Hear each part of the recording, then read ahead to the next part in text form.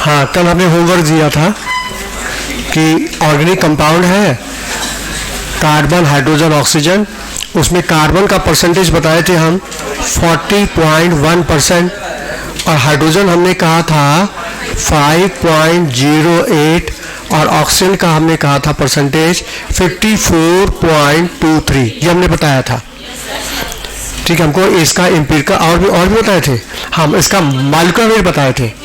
इसका molecular weight 118। तो बताइए इसका एम्पिरिकल फार्मूला, मॉलिक्यूलर फार्मूला क्या होगा? फिर से बोलो। C2H3। ये क्या एम्पिरिकल की मॉलिक्यूलर? ये एम्पिरिकल फार्मूला सही बताया। मॉलिक्यूलर फार्मूला क्या है? C4H6। हाँ सही है। अच्छा, तुमने मॉलिक्यूलर फार्मूला निकाल लिया ना। अब आइसोमर में हम ये बता देंगे इसमें कौन सा फंक्शनल ग्रुप है। आइसोमर चल रहा है ना। अब आइसोमर में जब फंक्शनल आइसोमर पढ़ाएंगे तो ये भी बता देंगे इस फार्मूले में कौन सा फंक्शनल ग्रुप मौजूद है, इसके क्या स्ट्रक्चर बनेंगे, वो भी तुमको आएगा आइसोमर में। लेकिन फार्मूला तुम निकाल लिए, मॉलिक्यूलर फार्मूला हो गया। एक और क्वेश्चन लगाओ। देखो, organometallic compound, organometallic compound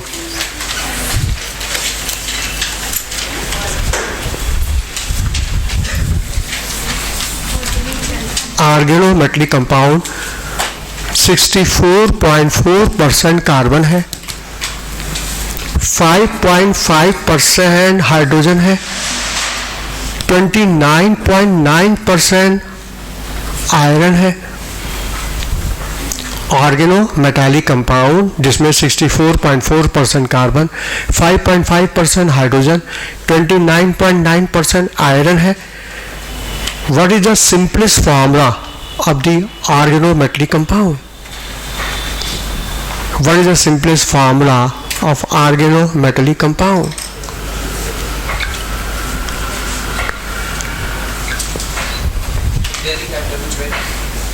iron का टाइम 56,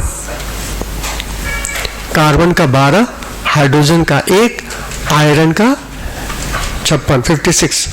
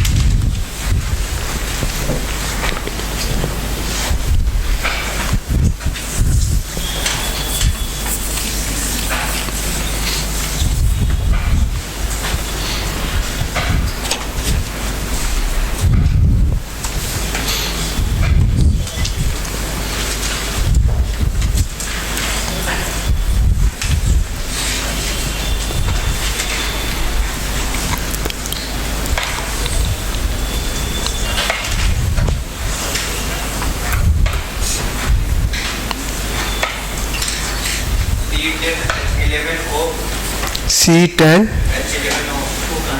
वो नहीं है, आयरन है। C10H11 आ रहा है। हाँ, दोनों 10 आएगा। हाँ सही है। सिंपलेस्ट फार्मूला एम्पिरिकल फार्मूला ही होता है। सिंपलेस्ट फार्मूला एम्पिरिकल फार्मूला ही होता है। और एम्पिरिकल फार्मूला इन सारे एलिमेंट का मोल का सिंपल रेशियो। तो हमको पहले इसका मोल निकालना होगा ना। तो मोल निकालने के लिए इस गिवन वेट को एटॉमिक वेट से भाग दे दो। हाँ, मोल क्या आएगा कार्बन का? कार्बन का मोल आ जाएगा 64.4/12 और हाइड्रोजन का आएगा 5.5/1 और इसका आ जाएगा 29.9/56। बोलो। हाँ, इसको सॉल्व करेंगे तो ये तो 5.5 ही रहेगा। हाँ, इसको ये भी 5.5 आ रहा है और 5.3 आ रहा है। कोई बात नहीं, कोई खास डिफरेंस नहीं है। हाँ, इसका 0.53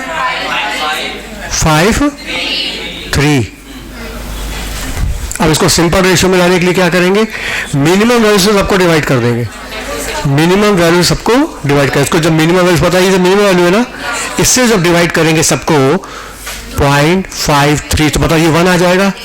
इससे डिवाइड करेंगे 0.53 को, तो लगभग ये 10 के आसपास आ जाएगा। ये भी 0.53 से डिवाइड करेंगे तो ये 10 के बराबर आ जाएगा। मतलब कार्बन की संख्या 10, हाइड्रोजन 10, आयरन 1, तो हो जाएगा C10H10 Fe। ये हो गया formula.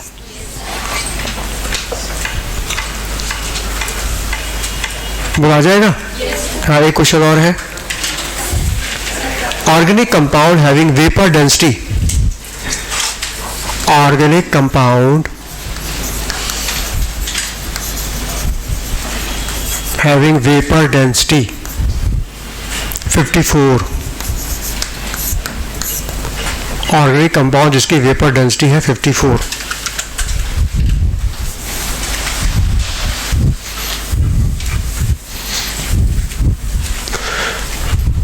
Vapour density 54, containing carbon, hydrogen and nitrogen in 9:1:3 mass ratio। Organic compound जिसकी वेपर डेंसिटी 54 है, जिसमें कार्बन, हाइड्रोजन, नाइट्रोजन है, किस रेशियो में, 9:1:3 मास रेशियो। मोल रेशियो नहीं है, mass ratio. Calculate empirical formula and molecular formula, दोनों निकालना है, एम्पिरिकल फार्मूला और मॉलिक्यूलर फार्मूला।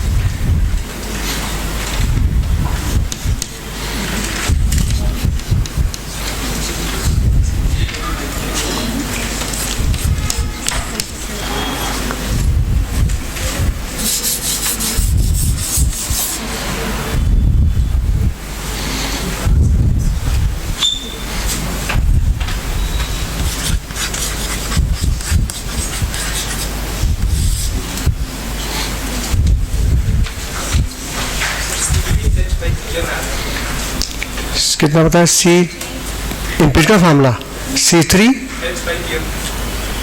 फिर से चेक करो, पर एम्पिरिकल फार्मूला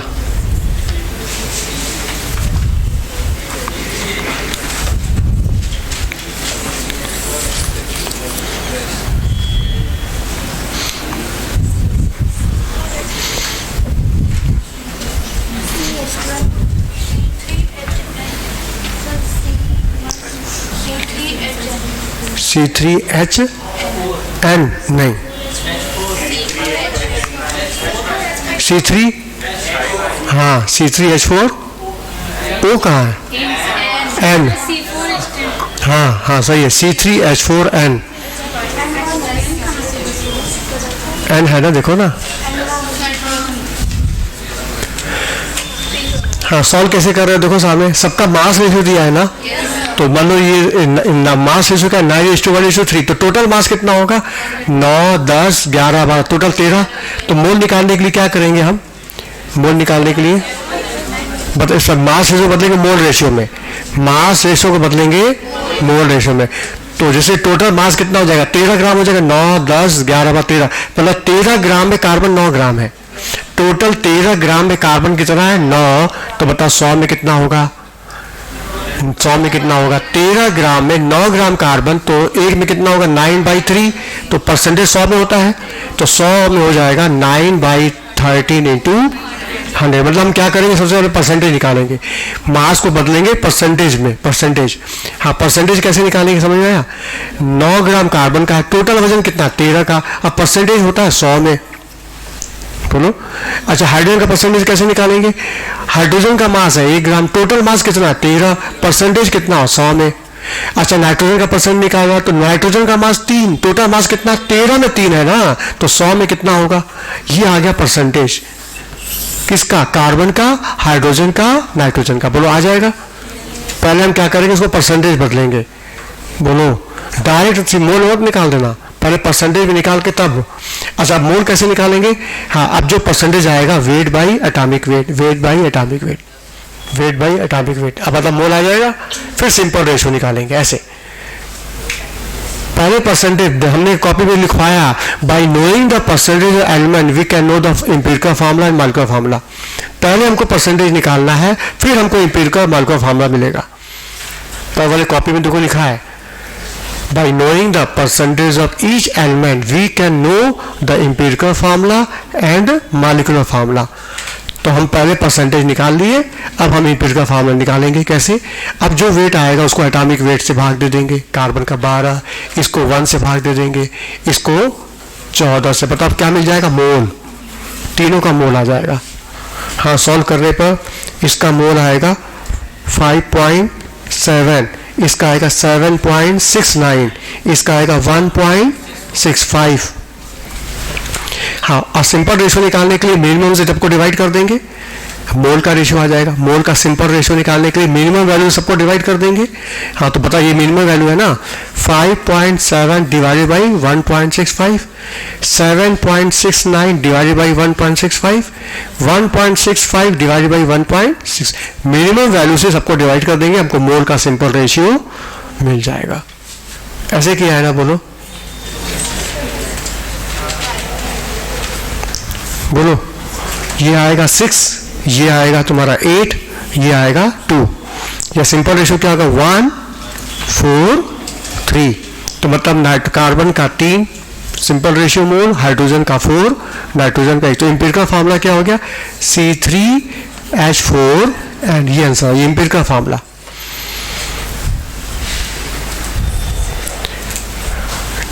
बोलो, सीधे मास को मोल में मत बदल देना, पहले परसेंटेज निकालना, फिर परसेंटेज से मोल का रेशियो, फिर मोल का सिंपल रेशियो, सिंपल रेशियो से मिल जाएगा एम्पिरिकल फार्मूला। बोलो।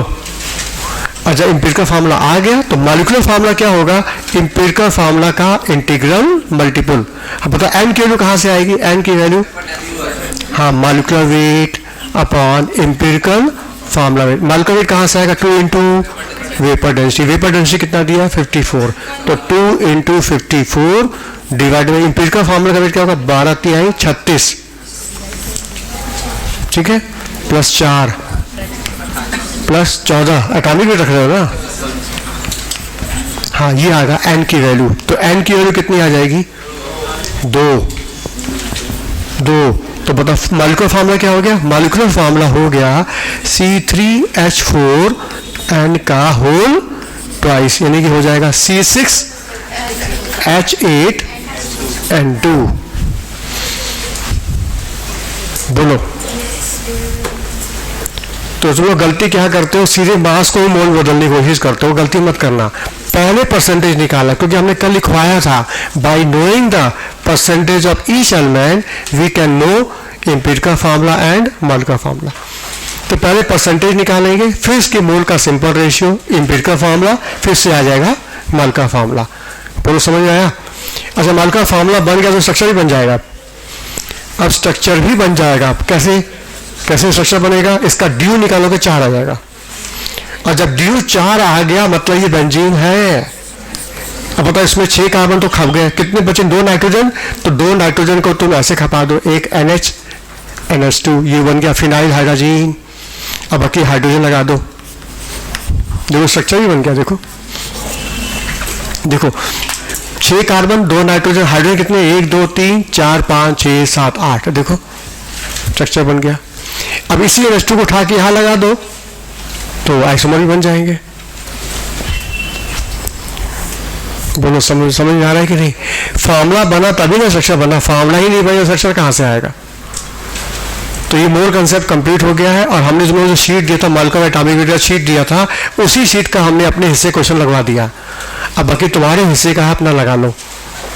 शीट को पता है कि भूल गए सब? Molecular weight, atomic weight, question है तुम्हारे पास, क्वेश्चन की कमी नहीं है। अब बताओ उसका आंसर चाहिए कि नहीं मॉलिक्यूलर एटॉमिक वेट का? हाँ, कल लेके फाइनल कर लो। कल रिडॉक्स वाला फाइनल कर दो, अब मॉलिक्यूलर एटॉमिक वेट को फाइनल कर दो, ठीक है? मॉलिक्यूलर वेट, अरे खत्म करो ना। अरे कब का बटा है शीट लग, उसको लगाते रहो ऑनलाइन का। कल 2 शीट को फाइनल कर दो, मॉलिक्यूलर वेट, एटॉमिक वेट और रिडॉक्स वाला, ठीक है? और कल फिजिकल में बायोमेट्रिक को आगे बढ़ाएंगे और ऑर्गेनिक में आइसोमरिज्म।